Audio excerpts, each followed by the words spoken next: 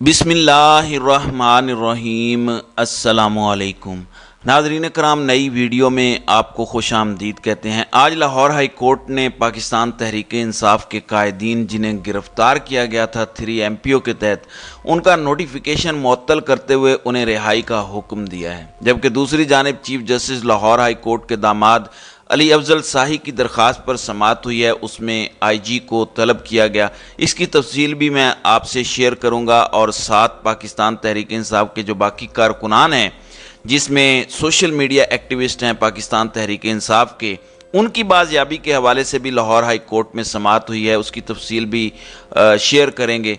जबकि मैं पहले आपको बताता चलूँ कि पाकिस्तान इमरान खान की कल की दरख्वास्तें जो हैं उनका तहरीरी फ़ैसला जारी हुआ है, जिसमें मियाँ गुल हसन औरंगज़ेब, जिन्होंने इमरान खान को हिफाजती ज़मानत दी इस्लामाबाद की हद तक मुकदमात में, उन्होंने ये कहा कि चूँकि सुप्रीम कोर्ट ऑफ पाकिस्तान में ये मामला गया और सुप्रीम कोर्ट ऑफ पाकिस्तान ने सिक्योरिटी का हुक्म देते हुए हमारे साथ भिजवाया था इमरान खान को, जिस तरीके से गैर कानूनी तौर पर इमरान खान को गिरफ़्तार किया गया और जो मैनर्स इस्तेमाल किए गए, मैंने आपको बताया था कि अब ये रहती दुनिया तक इनका पीछा करेगा ये मामला, क्योंकि सारी अदालतें इस वजह से तकलीफ़ में हैं कि कानून का खिलवाड़ किया गया। अदालत के अंदर से जिस तरीके से इमरान खान को गिरफ़्तार किया गया और फिर जो सुप्रीम कोर्ट ऑफ पाकिस्तान के साथ किया जा रहा है, जजेस के साथ, लाहौर हाई कोर्ट के साथ जो किया जा रहा है, जजेस की फैमिली की ऑडियो टेप्स लीक की जा रही हैं, तो जजेस को इस बात का अंदाज़ा है और वो इसमें डेफिनेटली तकलीफ़ में है। भले वो तौहीन अदालत की कार्रवाई नहीं कर रहे,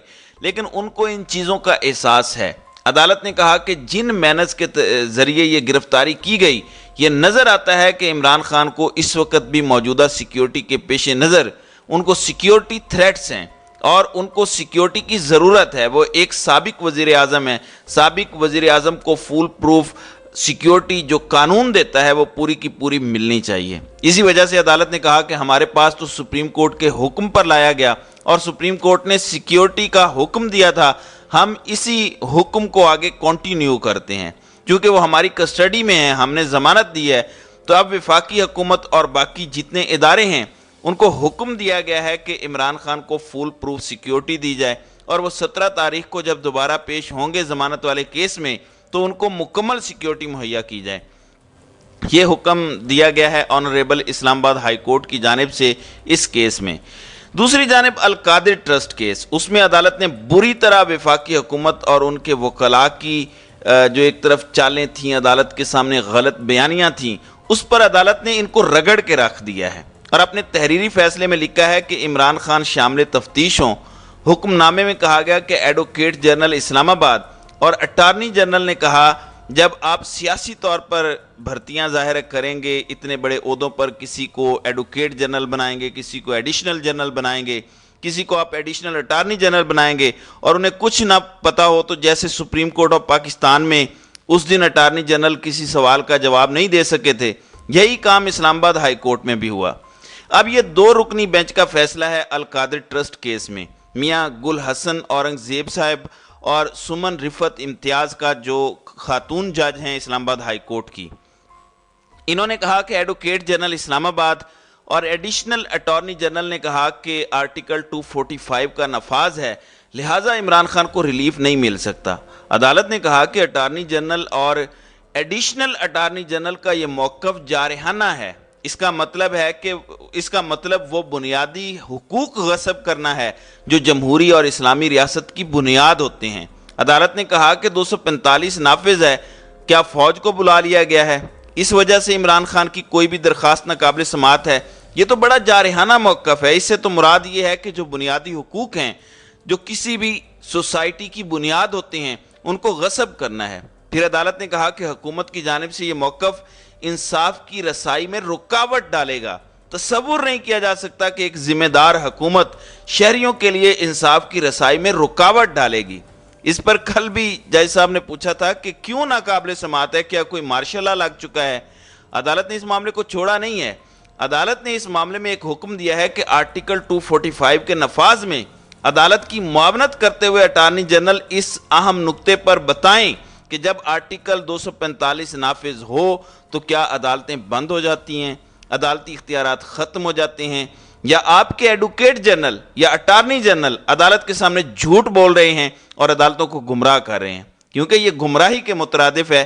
اس بنیاد پر عدالت نے اٹارنی جنرل کو اس نقطے پر نوٹس جاری کیا ہے کہ بتایا جائے کہ آرٹیکل 245 نافذ ہو جائے تو کیا ہماری حیثیت اور عدالتی نظام ختم ہو جاتا ہے، اور جو بنیادی حقوق ہیں ان کی کیا کوئی حیثیت نہیں رہتی؟ تو بڑے سخت ریمارکس دیے ہیں عدالت نے، اور ایک طرح سے حکومت اور نیب کی جانب سے پیش ہونے والے حکومتی وکلاء کو جھوٹا قرار دے دیا ہے۔ اس میں مزید تفصیلات بھی بیان کی گئی ہے، جس میں اچھی خاصی درگت بنائی ہے ہائی کورٹ نے۔ تو یہ ایک دو بڑے خوبصورت فیصلے آئے ہیں اور ایک منہ توڑ جواب ہے ججز کی جانب سے ان تمام شتونگڑوں کو جو عدالت پر الزامات لگاتے ہیں۔ دیکھ لیں جن اطہر من اللہ کے اختلافی نوٹ کو یہ گلے پھاڑ پھاڑ کر پڑھتے تھے اور کہہ رہے تھے کہ حکومت نے غلط کام، کہ خان نے غلط کام کر دیا، یہ کہہ رہے ہیں وہ کہہ رہے ہیں، وہی خود کہہ رہے ہیں کہ غیر قانونی گرفتاری ہوئی، عدالت کی توہین ہوئی۔ تو یہ احتجاج کی بڑکیں مارنا بند کریں اور عدالتی احکامات پر عمل کریں۔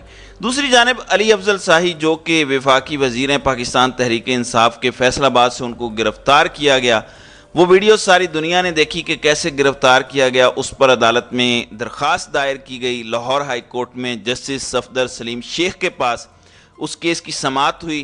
جسٹس صفدر سلیم نے اس پر طلب کیا ہوا تھا اور آج ان کو بازیاب کر کے عدالت میں پیش کرنے کا حکم ہوا تھا۔ جب آج سماعت ہوئی تو وکلاء نے کہا کہ علی افضل شاہی تو ہمارے پاس ہی نہیں ہے، ہمیں پتہ نہیں ہے، پولیس کے پاس نہیں ہے۔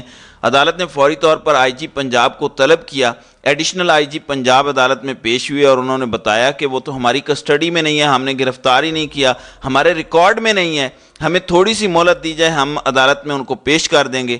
عدالت نے اس پر کہا کہ ایک شہری کو اس طرح کیسے غائب کیا جا سکتا ہے، یہ کس کی ذمہ داری ہے؟ اس پر انہوں نے کہا کہ جی ذمہ داری تو ہماری ہے، ہم نبھائیں گے، ہمیں ٹائم دیا جائے۔ آپ دیکھ لیں عمران ریاض کو بھی اسی طرح غائب کیا گیا، اور جو خبریں سوشل میڈیا پر گردش کر رہی ہیں ان کے حوالے سے وہ بڑی الارمنگ ہے۔